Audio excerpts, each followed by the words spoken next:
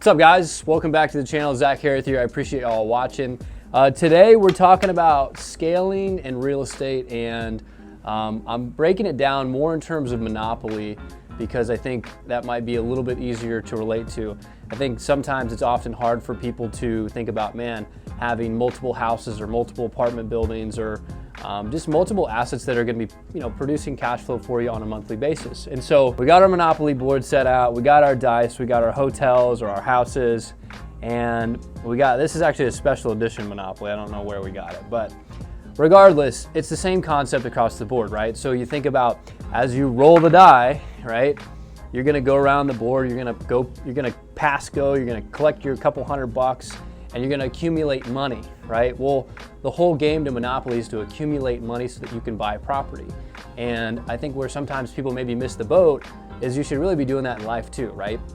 I'm not saying you need to go be the next Grant Cardone, but something he mentions is, hey, I want to be the tortoise, the hare, and the millionaire. And I love that saying because if you think about it, right, you're not rushing through life, you're not trying to chase money, but you're slowly and tactically trying to accumulate wealth through building your assets and accumulating cash flow on a monthly basis. So, here you got a couple houses. The whole goal is to have multiple of these things so that when the other players, right, land on your house, they got to pay you rent, $60, $60, $400, $300, right? It's the same kind of concept in real life. Is go get some houses, go get some apartment buildings. I don't care if it's a mobile home park. If you're buying businesses, buy something, invest your money into something that's going to continue to generate you cash flow month after month, year after year, because you're going to get three key things that they don't teach you in Monopoly, and that's cash flow, that's appreciation, and depreciation, right? So it's almost like these three things that all go hand in hand together for really wealth creation, right? And so part of what I was able to learn and what helped me scale was getting out of the chase, right? I'm a real estate agent, so I can go out and make a ton of money, chasing commissions, selling homes, selling apartment buildings, and that's all good and well, right? You can make a great income doing that, and a lot of people do.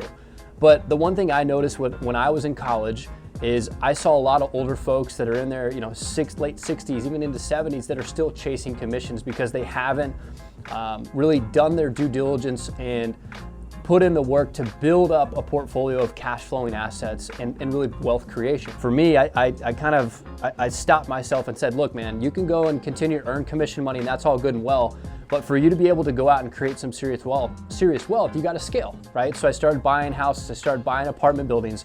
I'm not made of money, right? So I went and I partnered with people. I did joint ventures and I added value to them through the knowledge that I had, through the time that I had, without really having a whole lot of money in my corner. So that's something that maybe you guys should be considering to do if you're not wanting to go out and just be a real estate agent and chase a commission. There's nothing wrong with that, but use some of that commission money or use some of your W-2 income. If you're a doctor, a lawyer, a teacher, use some of that money very strategically to go and put that into play outside of a 401k or the stock market, to where you can have some good assets that are going to hedge against inflation. They're going to create cash flow for you and ultimately build up your wealth.